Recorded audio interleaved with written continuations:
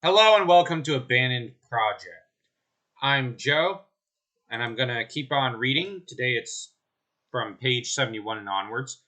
Um, I had just reached a point where Jor-El was to meet Non in his cell. Once in the cell, he found Non trapped in an electric cage. That would shock him if he were to move to the limits of the cell. Trouble was that as a large man, he was too big for the cell, which had been designed for someone about half his size and bulk. With the man squeezed in, unable to walk or do much moving, it tore at his friend's heart and solidified his resolve to save him. As he glanced about, only for his gaze to fall onto the computer which helped one to operate the cage. Moving towards it, he studied the commands and the buttons for a few quick seconds. Nan, who had his eyes closed, opened them in surprise at the sound of someone's footsteps, with a bit of apprehension that went unnoticed by his friend, only for a slight hint of relief to enter his gaze, relief which soon disappeared, to be replaced by shock and disappointment. Non, what are you doing here? He hissed worriedly, once he had rediscovered his voice, proof that the council had yet to initiate the removal of his tongue, to Jor-El's relief. I'm getting you out of here, Jor-El stated matter-of-factly, determined to assist Non avoid a fate he truly didn't deserve to suffer. Jor, it is too late. You helped me, and you'll likely suffer a worse fate. Non snapped back at him in a fury. Then so be it, but I shan't imagine a worse one than the one they have in store for you, the father of Kal-El retorted with a single glance behind him, as he tried and failed to shut down the cell, only to curse, Damn you, Brainiac! He knew it had to be the overpowerful AI shutting him out from the system. Obviously, he didn't want him interfering with the fate that the council had in store for Non. Likely, he had planned Non's fate to keep him quiet, aware that people would believe him but not Jor-El, and with that in mind, intended to prevent Jor-El from helping him. Where will I go? Where will I hide? You can take my shuttle. You'll guide it out of the system with several of our people in the Phantom Zone and take my family out of here. Or you'll go to Kandor. I don't know. We'll figure that part out later.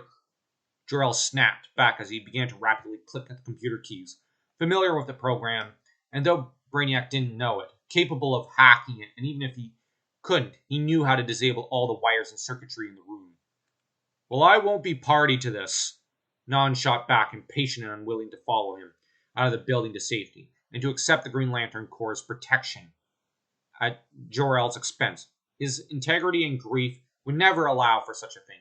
Principles and pain soon won out, as he glared heatedly at Jor-El, who stared back, perplexed and frustrated by his mule-headed behavior. Non, you have to escape.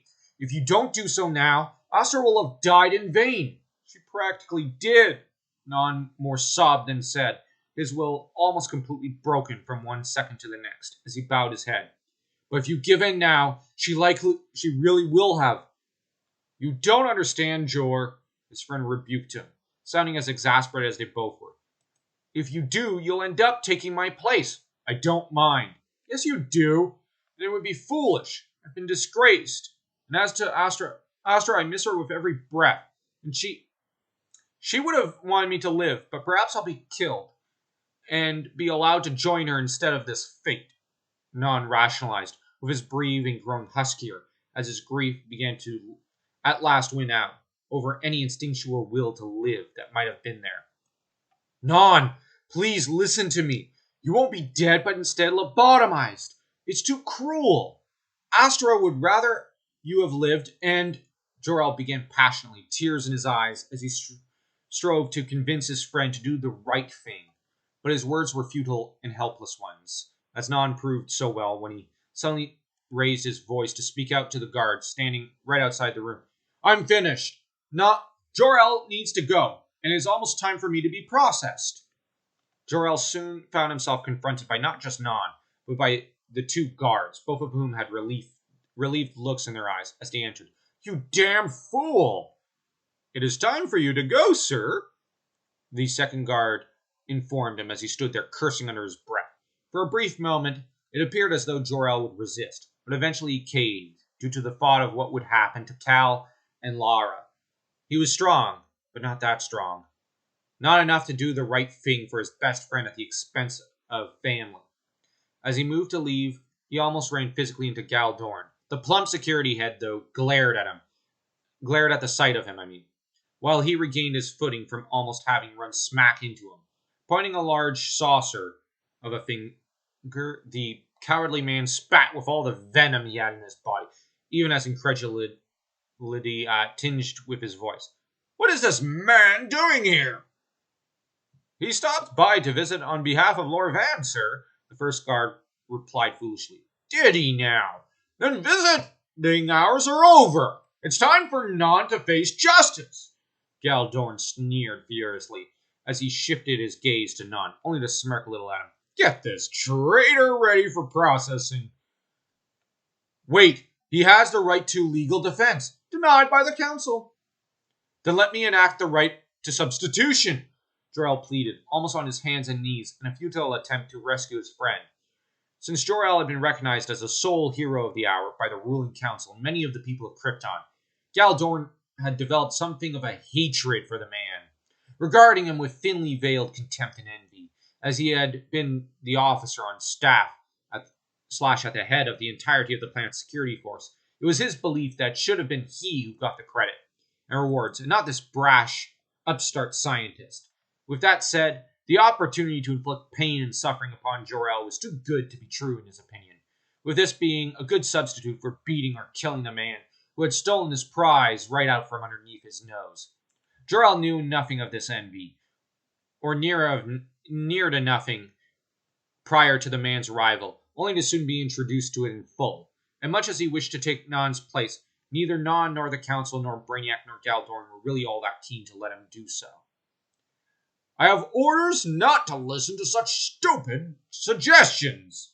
"Huh," Galdorn interrupted gleefully.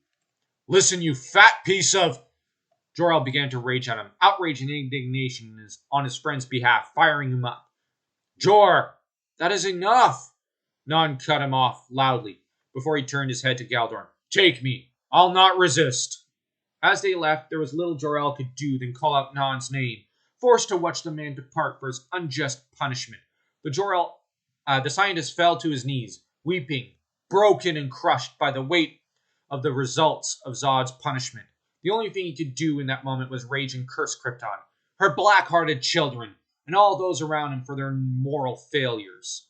It was some time before he pulled himself together, only for him to have to watch on the public news feed the severing of Non's tongue and his lobotomization at the hands of Brainiac's robots. None seemed to cheer or offer much enthusiasm when the moment came, for Non to scream only to have the remains of his tongue cauterized to keep him from bleeding out. All those watching the feed looked about as grim as Jor-El, with the 40-year-old scientist feeling morose, unhappy, and about ready to go home. And yet the ruling council still denied him permission to leave. Actually, he had to now be escorted by 2 guards at all times, 2 of whom had been chosen by Galdorn, who had made a point of assigning 2 of them who hadn't worked with him against Zod. Once the tongue removal process was completed, Non soon had a device placed to either side of his head, with the man closing his eyes as though accepting what was about to come. Evidently, he had no wish to live or think without Astra, and once he was gone, the only way to restore his mind would be through Kryptonian technology. Not that any of them would ever do it, save for Jor-El, who likely would never be able to get his hands on the device. It took less than a second for Non's expression to shift from a close-eyed, troubled grimace to one of blankness, and for a line of drool to start descending from down the side of his jawline. Drooling and blankly, looking around, his eyes reflected, a few seconds later, none of the intellect or warmth that was always so prevalent on his face and in his eyes. It shattered Jor-El's heart to see him brought so low, only for the ruling council to raise their arms and cheer, or in one case, to laugh at their former peer's misfortune. Then the feed was cut, and the news shifted to the fact that there had been 2 more tremors in the past day and a half. Shortly after this, he was invited to meet with the ruling council, with Galdorn escorting him himself, much to their mutual displeasure. Both of them refused to look in each other's direction, save for every few seconds to glower at one another. "You ought to feel fortunate. If I had my way, you'd have joined your friend," Galdorn grumped as they came to a short halt before the doors to the ruling council chamber. which was still to be repaired and fixed. I'll bear that in mind. Jor-El snapped shortly, indifferent towards the other man's jealousy and keen to be out of his presence, as he stepped into the hall. The hall was similar to before, but some of the debris had been cleared away, leaving it remarkably clean, and Jor-El with the impression that they had been more interested in their image than the reality of their situation. Even though there had just been a failed coup, they were acting as though nothing had happened, and everything was just the same. Non had already been sent to the Phantom Zone to enjoy the torments of Zod and his ilk. Astra was dead. He hadn't seen Lara or Kal-El in days, which meant Laura Van might have kidnapped them. This left him with little to do save grind his teeth and try to struggle forward against the Council alone, which was just how he felt in that moment, bereft and alone against the universe. Now, Jor-El, we will speak of your reward, of your prize. Name it, and we shall give it to thee. The head of the council spoke up in his most reverent and booming voice, one that did little for the scientist, save cause a minor spike of resentment. I have a file to present to you all, proof of the research I have been involved in for the better part of 4 years, and would like it if you read it.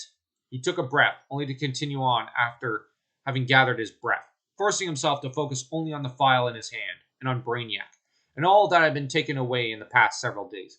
Each of you should have my report. It distills all the data I have gathered so far and learned, and leaves no doubt that the planet's core is undergoing a mounting chain reaction that will eventually destroy Krypton. Jor-El ended his speech with the passion of several years and with the fury of a man who had lost everything, keen to have all his pain and suffering mean something. He had sacrificed friends and family, and the council had vowed to take what he had to say seriously, to consider his research. He had, in preparation, already submitted weeks ago to Brainiac, although that felt like a lifetime ago, and now waited with bated breath. Surely they would consider it now. Surely after all the friends he had lost, all that he had given up for them, they would consider it and would order the immediate evacuation of all Krypton. But he was ever an optimist and idealist, ever too keen to see the best in those around him, despite reality and how hypocritical they might be. For the trouble of Krypton was that it had always been the reality that the people were the blind leading the blind, as the proverb went, too foolish to see beyond their own nose. They had plunged to their deaths all but happily, without a second thought to the consequences of their actions. The first to speak out was their female member, Lunacy! Then another burst out, Let us ask Brainiac! And just like that, all that he had hoped for, all that he had given up for, was for nothing. Stupefied, he could do little more than stare at them, as they destroyed what little hope he had left for them and for his people. Brainiac will know what to do. He'll tell us, another voice said in a near hysterical voice, as though what Jor-El had proposed was the height of heresy, even though Krypton had almost entirely graduated beyond the days of religion, in favor of the fanaticism of eugenics and science. It was Laura Van who cut through the noise, to ask of Jor-El in his most neutral voice, in order to hide just how much sympathy he suddenly had for his son-in-law. Enough! I presume you submitted your findings to Brainiac. Yes, Jor-El ground out through gritted teeth, his eyes flashing with fury and outrage at the hysteria and rejection his desire to save his people had been met with by these so-called rational leaders. So what say you, Brainiac? Another counselor inquired of the AI, who loomed above their heads, keen to have it make up their minds for them, unaware of the irony of how Brainiac was invented to help with those who had already made up their minds, only to graduate to making up the minds of his masters. So what say you, Brainiac? Another queried of the symbols that represented Brainiac's face, sounding akin to a child begging for attention from one's parents. The scorn this elicited from Jor-El was plain to see on his face, for but a brief moment before he caught himself. Throughout the time that the council had been busy tearing themselves apart and shrieking down Jor-El, Brainiac had remained resolutely silent, busy studying the file, those before it, and Jor-El attentively. All the while, it was also weighing its next words carefully. One can appreciate Jor-El's hard work. However, he is still mistaken. As I've stated before, the tremors are the result of a slight polar shift. No more, and will soon, no more, no less, and will soon abate. The lie that came out of its mouth was too much for Jor-El. It was so ridiculous that he could instantly see that the AI was playing games, that it would not be trusted, that it could not be trusted, and that he needed to plead directly to the council against it. But in his anger and rage, he soon alienated them, and did little good for him or for his cause, as the fanatics saw in his noble passion towards their people the very madness they were guilty of, and he innocent of. He's wrong! He doesn't know! Either that or he's fooling you all! He's working against us! Nonsense! There isn't a square foot of this planet Brainiac doesn't know! Came the cries against him, as they all regarded him with open scorn and loathing. The finishing blow, though, came from the leader of the council, who spoke out with open hatred towards Jor-El, to the open glee of Galdorn, who stood guard nearby. He was built to monitor all of Krypton, and has, I might add, served us far better than upstart scientists with apocalyptic visions. Your faith in him will be the end of us all, Jor-El prophesied then, seeing the darkness that lay ahead of them all, should they continue down this trajectory. Still, he couldn't stop now, not with blood on his hands and his friends dead, having died for his cause. He had to honor their fall. Act now and we can save everyone. And how do you propose to do that? Lord Van demanded of him, with a cynically raised yet large eyebrow. Put everyone in the Phantom Zone. What? You're asking us to put ourselves amongst the vilest criminals in the galaxy? You're mad! We can restore ourselves later, on another planet. It would only take one man. Listen to me. I've built a ship! Jor-El cried out desperately, only to then seal all chances he had of convincing them by letting slip a piece of information even Brainiac had been unaware of, and the Council could never forgive or tolerate. I've even been in contact with the Green Lantern Corps. One of their lanterns is on his way to save us, and if we all put all of ourselves into an unoccupied corner of the Phantom Zone, he could transport us all to safety. You did what? Now it was the turn for the leaders to explode. And just like that, they all exploded into a hail of arguments, complaints, and shrieks. Not a single one, not even Lord Van appearing willing to listen to his arguments for a moment longer. In light of your service, you are dismissed, and we will contact the court to dismiss this absurdity, one of them concluded after almost half an hour of screaming and cursing at him. All the while, he spoke out over them, trying to convince them of his plan. But this could be the only way. If you don't listen, I should at least speak to the people directly. You do that, and you shall be dealt the same fate as Zod, came the immediate backlash as they began to file out. You may go now. Now go and see your family and never speak to us of this nonsense again. Listen, please. Dismissed from the ruling council building, and finally allowed to go back home, Jor-El nearly wept tears of joy when he saw his wife and son, waiting for him outside their home. Sweeping Lara up in a crushing hug, she eagerly returned. They both broke down crying then and there, as they went through the process of filtering through what they had experienced, and the distance they had to endure, and the losses they had suffered due to Zod and the ruling council. They eventually made it back inside. Jor-El couldn't describe just how pleased he felt to be holding her, and to have his son in his arms. For a brief moment, he felt complete. But then, when they arrived inside and he had had something to eat, he eagerly volunteered to put his dozing son to bed. Once in the baby's room, he put him down into the crib for a nap, an expression of utter felicity on both their faces. But then the memories returned, of Sarai, of her husband, and of the Green Lantern, and how they would be expecting some sort of results, and of that he had lost, and of what he had lost, and had to set right, and he felt all joy and giddiness start to vanish from him. So, son, how does it feel to not have a single worry in the world? He asked as he tickled his son's chin with a large finger, his eyes distant and contemplative, as he somberly looked down upon the boy he worshipped and loved above all other things in the universe, even his own breath. Think we can get the baby to bed early? Came a mischievous voice from the entrance to the baby's room. It was Laura. Looking up, he saw that his beautiful wife appeared hopeful for them to make up for a week's worth of distance, of grief, and of losses, and hoped to have some sort of comfort that night. It was tempting, and her desire for physical intimacy hearkened to him and nearly brought him to tears. He had missed her so much, not just physically, but emotionally.